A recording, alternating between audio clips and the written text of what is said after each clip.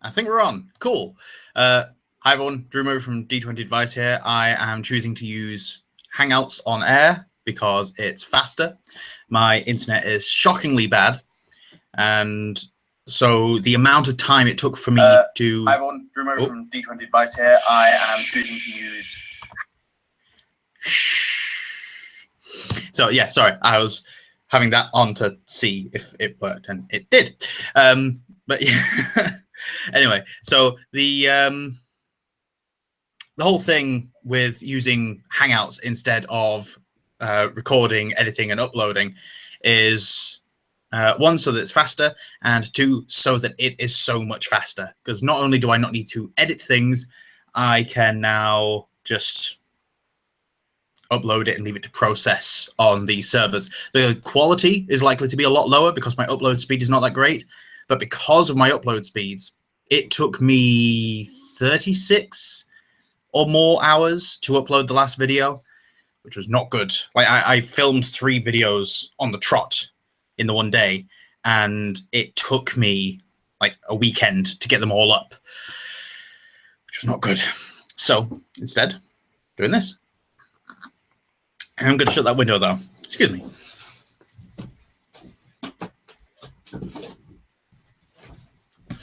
There we go. That's a bit better. I'm also equipped with a drink, which is cool. So today I wanted to talk about currency systems.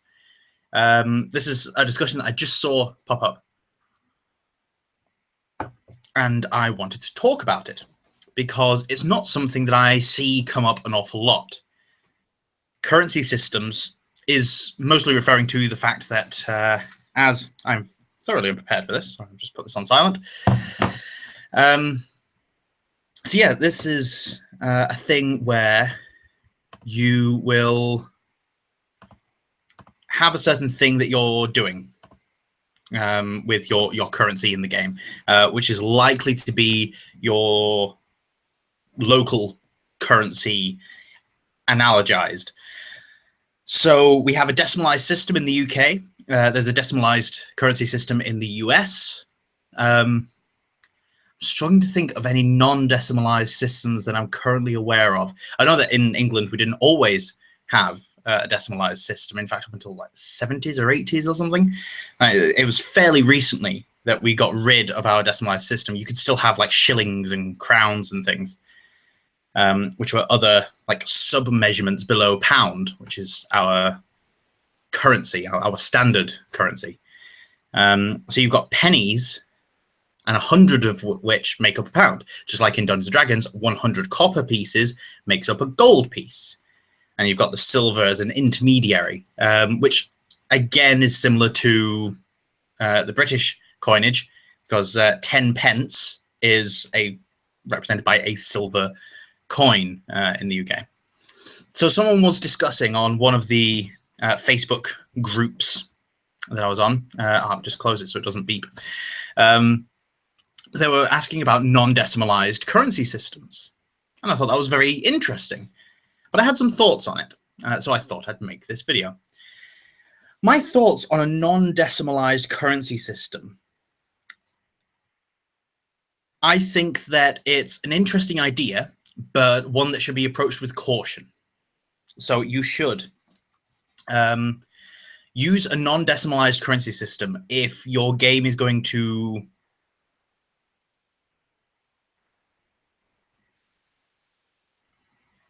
if your game player base uses a decimalized currency system, then you should only use a non-decimalized currency system in-game to represent a particular challenge to the players.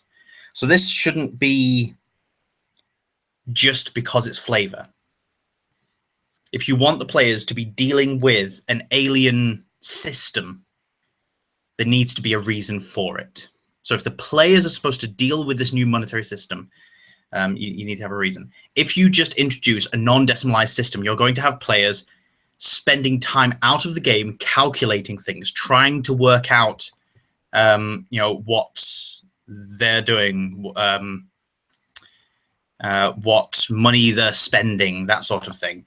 And you don't want people to be spending time thinking about that that's then taking away from the rest of the game, unless that is your game. If the game is going to be set entirely within a marketplace, if you are merchants and this is your bread and butter, having to work out these differences, and especially if you are introducing two different currency systems for the players to have to deal with, this is the challenge that they're coming across. This is what they are having to do instead of going out and fighting monsters. Maybe the monsters are only an occasional thing. Maybe a troll attacks the market square every month or something and demands a tithe. But the rest of the time you are negotiating with other merchants, then this would make some amount of sense because you've got people used to a decimalized system having to adapt to a different counting system. And so any mistakes that the players make can be played off as mistakes the characters have made. But mistakes are likely to happen, which is far less likely to happen and very easily corrected in a decimalized system, which the players will already be used to. So I would recommend only introducing that if it's going to be a core focus and if mistakes are going to be a part of the gameplay. And if the time taken away from it is going to be, away from the game, is going to be enjoyable when spent on working out the differences between money systems, whether it's one that we are used to as players, or if it's one that the characters would also be used to. If they're used to 5 silvers making a crown and 7 crowns making a gold, and they go to another place where it's not, it's 12 silvers to a gold, and it's 3 golds to a crown, like it's the other way around, or they don't have crowns, they call them ganugats or something like that, then, you know, that having to translate one currency system to another is then part of the game, and so that's fine. Another way that you could do it, and one that I'm quite interested in pursuing myself at a later time, is the idea of a narrative non-decimalized currency system. So if we consider the language system in Dungeons & Dragons and similar role-playing games, you don't need to learn the other language. You just say that you are saying something in another language, doing something in another language, body language or whatever, then it is assumed to be the case, and it is described in such a manner, like your T's and V's suddenly become harsher as you try to wrap your mouth around the orc tongue designed for a huge underbite. If you instead treat this currency system in the same way, where the players are dealing with a decimalized system, they're dealing with their native system, not needing to learn a new language or a new system. And as the Dungeon Master, you are just dealing with that. So you buy a short sword for whatever it is, 25 gold pieces or 15 gold pieces or whatever it happens to be at that particular marketplace. So you deduct the gold pieces from your character sheet, and the Dungeon Master says you now have a sword, so deducts that, place sword. And that's the player end of things. And then as the Dungeon Master, you can say the merchant demands 7 crowns for the purchase. At which point he then says that to you would be 15 gold pieces from your character sheet. But make it clear that the character understands the currency and the merchant understands the currency.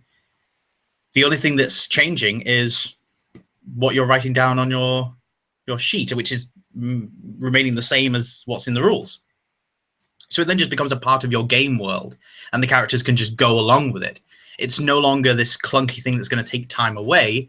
This is a way for them to just do it, deal with it, have it part of the game world. And then it's still enriching the narrative. It's still making the world different from the way that you had it before.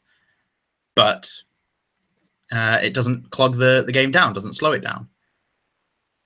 Are there any downsides to this? Not that I can think of. It may get tricky convincing people that this is what you're doing in the first place. Or if you've got particular people that like getting into the nitty-gritty and translating between different systems, and that's what they were expecting, and they're no longer getting that, that's another potential downside. There's something niggling at the back of my head saying that this could get a little more complicated. But, you know, that's the cost you have to bear as a DM. Things are going to get complicated. Another non-decimalized currency system could be to not have a currency. By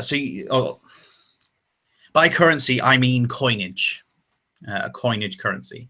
So you could still have a barter currency. You could still have a barter system, which is the kind of thing that I like exploring in games, where characters approach a marketplace and they've now got 2,000 gold pieces worth of jewels. If they want to unload those, well, who wants to buy 2,000 gold worth of jewels? There might be someone who wants to buy some jewels, but not 2,000 gold's worth. And would they have 2,000 gold pieces lying around? Probably not. If they don't have 2,000 gold, what do they have to trade for those 2,000 gold worth of jewels, or a couple of hundred gold worth of that pile of jewels? Well, they might have whatever they trade in. So lumps of metal, worked metal. It could be a carpenter wants to have some jewel inlays for a very special table for the king. And so he's willing to offer wooden products, maybe some barrels, tables, a heck of a lot of barrels that he's going to have to trade for all those jewels. But still, it's the currency that he would be trading in. Or perhaps as a merchant, so not as a wood trader, but as a person, he just happens to have a few goats and other livestock that he can trade. He might be able to find another merchant, and he can act as a sort of middleman, where he finds another merchant with something that the adventurers want. And so he takes the jewels, gives this other merchant some stuff, and then that merchant gives the adventurers the thing that the adventurers want. So if a tailor especially wants the jewels, or a jeweler especially wants the jewels, he can go to a blacksmith and say, "Blacksmith, these adventurers want plate mail armor. Plate mail armor. They want plate armor." I can't believe I fell for that trap again. But yes, they want armor of various kinds: plate armor, or mail armor, or scale armor, something of the like. They want horseshoes as well. They just want a whole bunch of stuff. You give that to them. I'll give you some more barrels and another like workbench thing. I'll replace all the handles for your tools free of charge for the next 2 years. You give them all that stuff, and I get jewels from them. So it all works out. This is how deals used to be done pre-capitalism in the way that we understand it now. People used to work out how to trade things, and that's something that I think is a little missing from a lot of role-playing games. It's an enjoyable aspect of history, the idea of having to find somewhere that sells your particular thing. The magic item system in Dungeons and Dragons 5th edition tries to approach that, where you have to track down a seller that will sell this particular thing. That used to be the case for everything. You used to have to track down, well, who's going to sell this, who's going to sell that, and you wouldn't necessarily have someone putting it all together and selling the completed thing. People would often have to buy separate things. Jobs were different back in the day. It's only within the last few hundred years that we've really got like jobs as like set jobs. You know, like it gets complicated the more you go throughout history and stuff. And there are things that you could argue are like the jobs that we have now. People who did a thing, and that was the thing that they did. But people had to do lots of other things as well in their private lives. And now we don't need to do that in our private lives, and not the thing that we get things for directly. Like people got more involved in the communities. People used to make things in their spare time. They used to have to make things in their spare time, or find someone that makes a thing. I'm kind of losing the beat here because I'm adding so many caveats to this, so I'm not explicitly wrong about what I'm saying, because broadly speaking, there were jobs and people did jobs, but not quite in the same way that we understand jobs now. So nowadays, you can imagine someone runs a shop, and they run that shop, and that is what they do. They run that shop. But that wouldn't necessarily be the case back in medieval Europe. You would have had someone running a shop, but they had other skills besides. They had to, keep a home and do stuff. And what they would also do is make other things, have other interests. So they would run a shop, but they might also be a good embroiderer, like any one-off thing. They might be a carpenter as well, and they don't operate it as a business. They just help build buildings in the local community, part of like a civic involvement thing. If someone was building a house down the street, they'd just go, "Yeah, I'll help out. Feed me tea and scones, and I'll be fine." That's communities were built up that way because they were close. You didn't get people traveling about as much as you do now, and those that did were merchants and people that specifically went to travel. They were explorers, they were soldiers. But generally, you would have people being born, living, and dying within like a 20-mile radius of a place. They wouldn't move about so much for hundreds, thousands of years. So you would get people that were multitasked. You get people knowing each other an awful lot and more willing to do favors for each other. It's how society and civilization got to the point where it is. It's one of the reasons why medieval Europe is focused on as well, because there's that near uniformity, because of the resources that were available at that time, the infrastructure that was set up at that time. It kind of lends itself to a base level version of society as we understand it now, because it's groups of people with interwoven economies moving about. The problem with visualizing that now is that partly because we're in a post-industrial, post-modern, deconstructivist kind of mindset these days, a lot of people are trying to create analogs between the two sides of the spectrum, then and now. Whereas back then, things were a lot slower and a lot more diverse in terms of what people did, the things that were done. So you would have people that were expert craftsmen. They were experts at the things that they did, but they often had other things that they had to do. So yeah, anyway, this is going way off on a tangent, and this is stuff that I am woefully underqualified to speak about. This is all based on random books that my uncle gave me and just general discussions that I've had with other people on the topic. So more detail can be gone into by someone on this. So I would greatly implore someone go into more detail about this. It may be something that we go into more detail on in a future podcast in the interest of pedantry, which I realize I haven't really talked about too much on this channel, or I have and I've forgotten. So yeah, to close this video off, first, currency, yes, go for non-decimalized systems if you think that will enhance the flavor and feel of your campaign, if you think it's something that the players will enjoy. If you want to put it in the player's hands and have a non-decimalized currency system, I would recommend that be one of the focuses, one of the foci of the game, that it should be about the trading of money and the movement of money systems. Movement of monies within a system. That should be one of the focuses. So you should have things centered around having to learn this new skill, having to track down where money's being laundered or being shifted about by looking at ledgers and things. So you might need to make some props and things to make this a bit easier, so they've got actual ledgers to look through. So I would recommend this for people that really enjoy that sort of thing. Or you can go for a pure narrative non-decimalized system, where you just describe it. You just go with, you are exchanging 10 gold pieces for this thing. The merchant says, "Oh, thanks for the 9 crowns. Thanks for the 12 pennies that you just gave me for this thing. Thanks for the brandy buck and 3 pippins."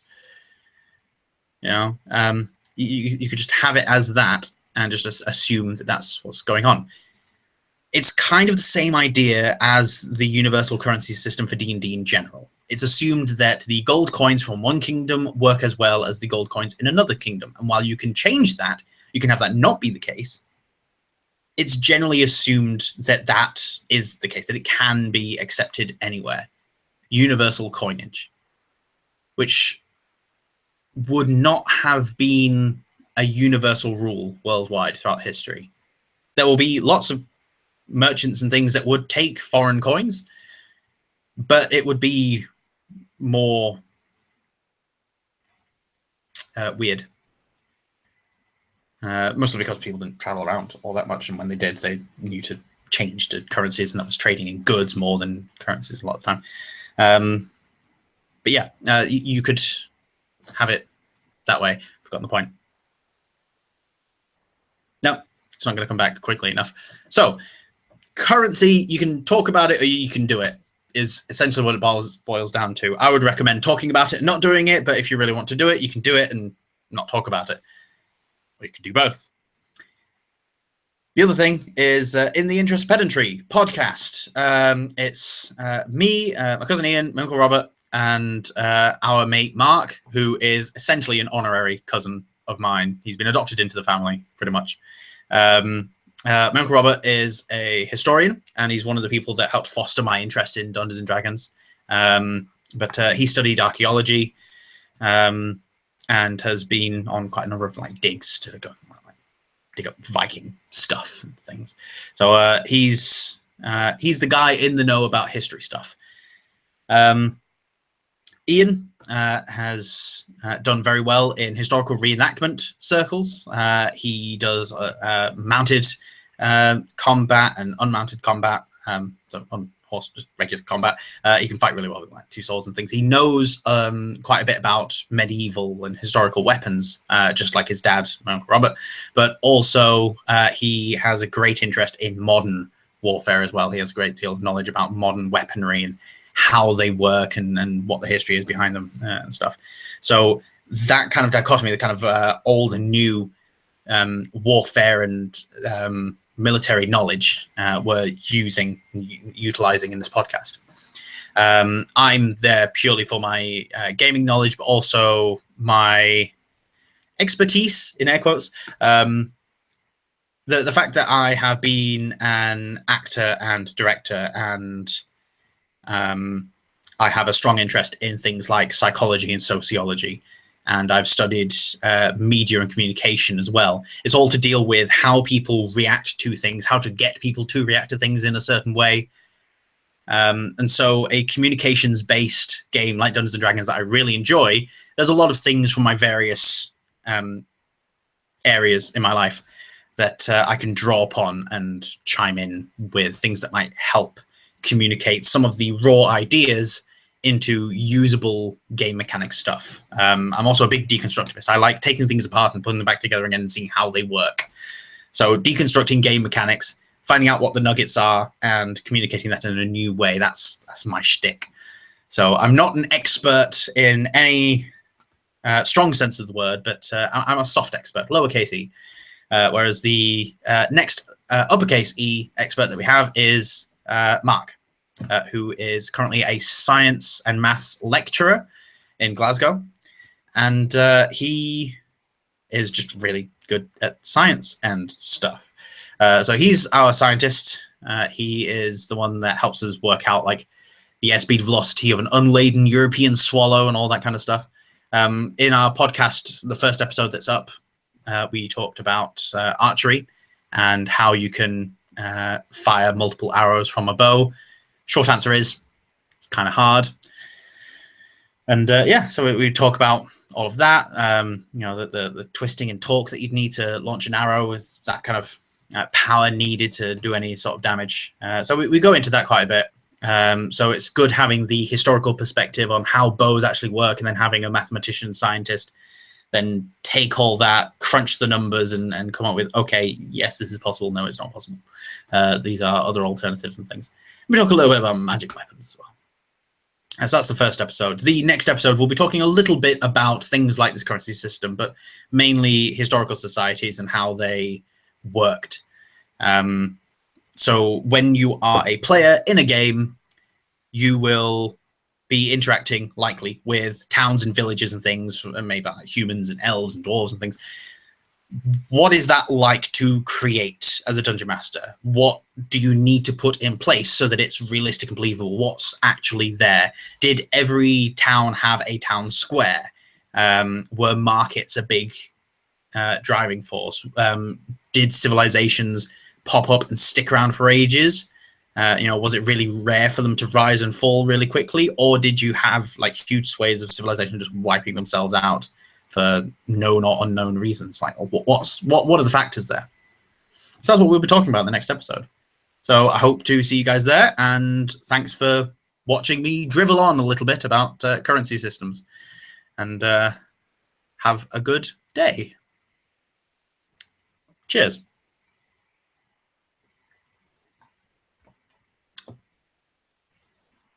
Bye.